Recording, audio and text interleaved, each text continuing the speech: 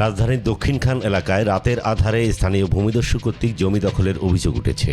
ভূমিদস্যুরা শাফকাত শহীদ মোহাম্মদ খৈয়ামের জমি জবরদখল করে রাতারাতি সেখানে রাস্তা নির্মাণ করেছে।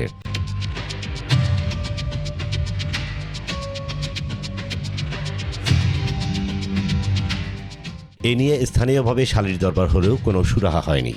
এর আগেও স্থানীয় চিহ্নিত ভূমিদস্যু ও সন্ত্রাসী শফিক, শাহিন, নাজমুল, মাইজুদ্দিন সহ 10-12 জন সন্ত্রাসী শাফকাতকে নানাভাবে হুমকি দিয়ে আসছিল। এ বিষয়ে থানায় জিডিও করেছিলেন শাফকাত। গত 12 ফেব্রুয়ারি গভীর রাতে ওই ভূমিদস্যুরা শাফকাতের জমিতে গিয়ে সেখানে বালু ভরাট করে রাস্তা নির্মাণ করে। খবর পেয়ে ওই জমিতে গেলে শাফকাতকে তারা প্রাণনাশের হুমকি দেয়। পরে এই ঘটনায় 4 জনের নাম উল্লেখ সহ 12 জনের বিরুদ্ধে মামলা করেন শাফকাত। এজাহারে উল্লেখ করা হয়, স্থানীয় ভূমিদস্যুদের সঙ্গে শাফকাতের জমি নিয়ে বিরোধ ছিল অনেক আগে থেকেই।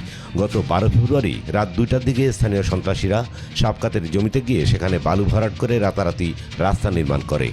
এটা প্রজেক্টের রাস্তা বলে তারা প্রচার করতে থাকে।